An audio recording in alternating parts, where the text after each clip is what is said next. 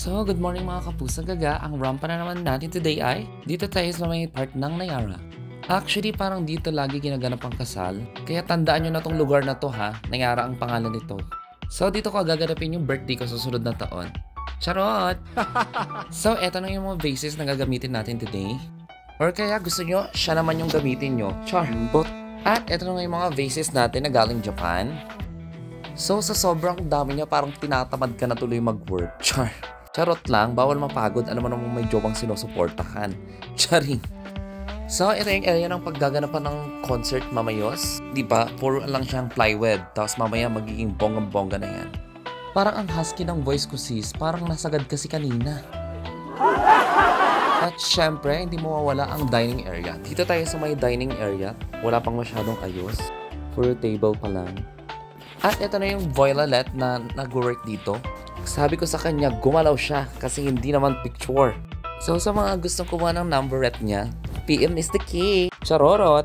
At dahil bawal ngang maglafang sa loob, eto nga't kahit napakainit ay pumunta kami dito sa labas para maglafang sing. Wini-wish ko sana, kabsa ang ulam, kabsa sana ang pagkain. O di ba perfect? Natupad yung wish ko.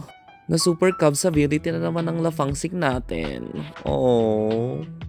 At dumako na tayo sa ating mga flowers na gagamitin. Actually, hindi ko alam kung saan na yan napunta. Sa sobrang busy kong tao today, hindi ko alam kung saan na yan rumampa yung bulaklak na ginawa na yan. Pero sa itsura niya, mukhang sa gubat siya ilalagay. Chari!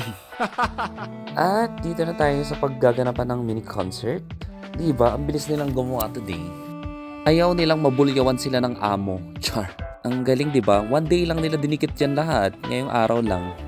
Dito naman uupo ang mga VIP persons. Pinagdamot nyo sa akin yung chocolate na yan. Hindi naman pala masarap. Charot! At dito na tayo sa may dining area. Kung nung kanina ganyan katsaka yung itsura niya. Charan! Tignan mo naman ngayon sis, diba? Bongga na siya. So pagkatapos nila mag-party mamaya, syempre didiretso sila dito sa lafang area. At yan yung ginawa naming mga bulaklak sa may table nila. Simple lang kasi siya sis kasi nga 150 lang ang budget. Charot. So, ito yung 360 ng buong lugar. Simple lang siya kasi jutay lang ang budget. Charot. Parang ang ganda ng background dito mga sis. So, that's it for today's video guys. So, naaksaya na naman ang oras mo sa akin sis. Charorot. So, if you want videos like this, just watch my YouTube channel Pusang Gaga. And don't forget to like and subscribe. Thank you so much for watching. Meow meow. Ay, kaloko may ending pa. Rar rar rar.